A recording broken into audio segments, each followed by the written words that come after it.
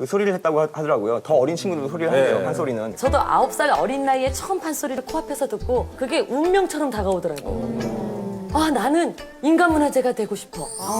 그때 수준으로는 인간문화재가 가장 최고라고 생각을 했거든요. 그래서 내가 잘할 수 있는 걸 찾았다는 거. 춤도 그렇고 제가 하는 일도 그렇고 제가 좋아서 하는 일이잖아요.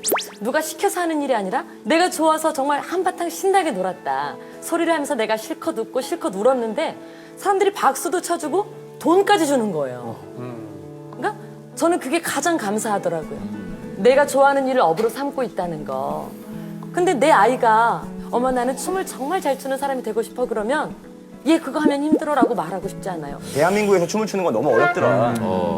그러니까 그거를 하는 것보단 어머니가 하고 있는 일을 하는 게 훨씬 나을 것 같고 네가 정말 춤을 추고 싶다면 취미로. 나랑 춤 배틀에서 이기면 내가 허락해줄게. 그럼 진짜 소질이 있는 거지. 두 사람한테 그 얘기를 했어요. 아, 저는 그 우리 아들이 이런 그 춤을 배운다고 하면 결사적으로 말려야 되겠다라고 생각한 적이 딱 한 번 있었습니다. 왜요?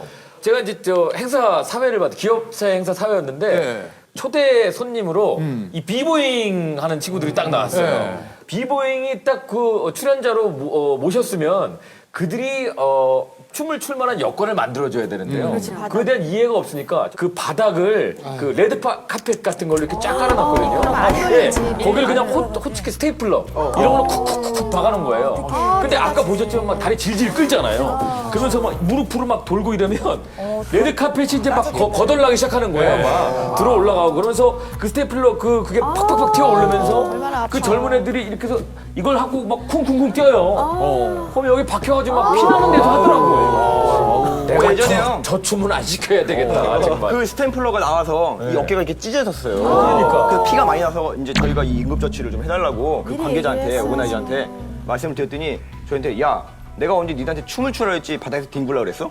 이렇게 말씀하시는 거예요. 그러니까 이해가 부족. 그러니까 비보이를 불러놓고 바닥에서 춤을 추지 말라는 건 그건 말이 안 되는 거거든요. 그렇죠. 이제 이선 씨가 그 성우도 유행을 탄다고 했는데 의료계에도 요즘 보면 좀 유행을 타지 않나 뭐 이런 생각이 들어요. 심하게 타죠. 그렇죠. 왜냐하면 의사들도 과가 여러 개 있잖아요. 그렇죠, 그렇죠. 옛날에는 이제 공부 잘하는 순서로 내과, 외과, 소아과 이런 식으로 이제 중요 과목들을 다 했었어요. 네. 이제 의료보험이라는 제도가 이제 의사들을 정하는 과를 네. 유형을 바꿔버렸어요. 원래 의사의 프라이드는 신경외과, 정형외과, 일반외과, 뭐 흉부외과, 내과 이런 거 하는 분들이 프라이드가 강하죠. 그렇죠. 목숨을 구할 수 있으니까. 그렇죠.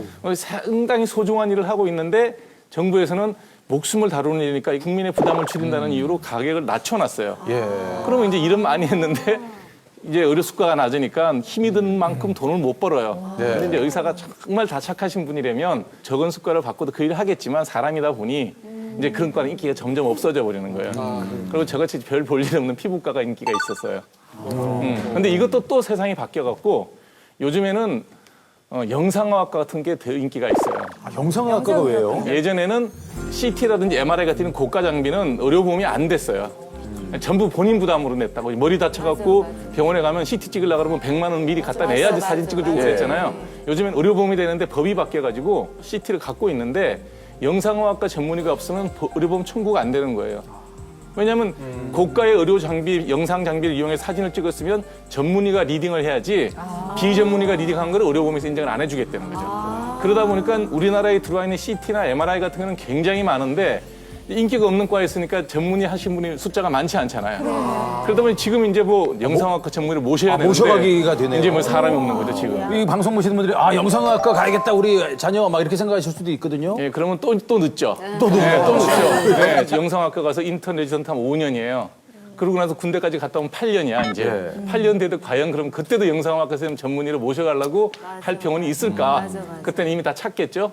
그래서 어떤 사람이 어떤 직업을 가질 때는 자꾸 눈앞에 것만 보지 말라는 거죠. 이렇게 멀리 봤으면 좋겠고, 그리고 심지어는 또 이제 전문의가 됐다는 게 가장 문제가 되는 게 소아과 같은 경우.